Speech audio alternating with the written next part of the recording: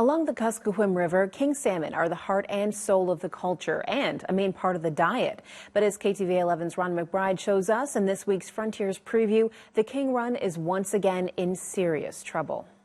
It's been an emotional roller coaster for families who live up and down the Kuskokwim, plagued by ups and downs in the king salmon run, with more downs than ups, and the latest downturn may be the worst yet.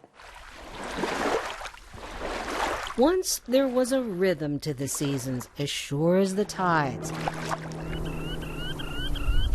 When the tundra cotton bloomed and the sweet smell of alder smoke drifted by, along with a sense of pride and purpose. We feel it in our body. We can't stay still. It feels great to cut fish, king salmons. That's how Catherine Amick describes the primal urge to cut fish. In the normal order of things, there's no rest until the fish racks are heavy with kings and moved into smokehouses, safe from July's wave of flies, rain, and mold. They're beautiful, you know. They're wonderful to see. It's happiness. That was last year when the king run recovered enough to allow limited fishing. The test fishery showed an improvement over 2013's record low, but this season the numbers dropped again and could turn out to be the lowest ever. It's a very difficult decision to make, to have to tell anybody that they can't go out and get their food. And with strict conservation measures in place, fish camps this year looked a lot like these ghostly scenes a few years ago.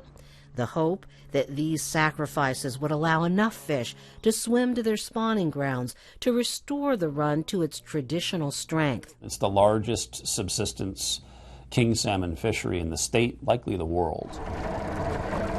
The Department of Fish and Game is at a loss to explain why the run has failed yet again, after signs of a slow but steady recovery. The entire ocean, the entire Bering Sea is a black box. Scientists have only begun to understand all the variables during the fish's 5 to 7 year journey out in the ocean. What is it that we can do to make the big black box more knowable? There are so many different factors, and the complexity of all those factors over the duration of their life cycle, it's very difficult to highlight a smoking gun, so to speak, or one specific connection. And every year, there are pieces of the puzzle that don't fit. The Yukon has suffered through king salmon runs that were just as weak, if not weaker, than those on the Kuskokwim.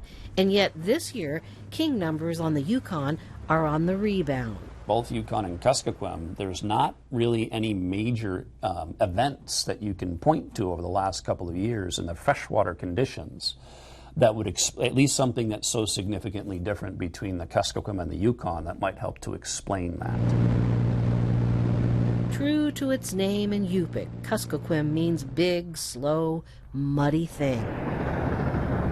And for those who depend on the salmon to feed their families, there is no clarity, only frustration and fear.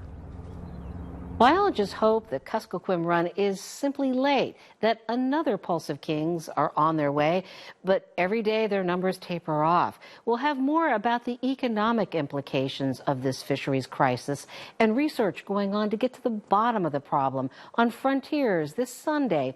We'll see you then. Frontiers airs twice on Sunday at 4:30 and 10:30. For more information about this week's show, check out the Frontiers Facebook page.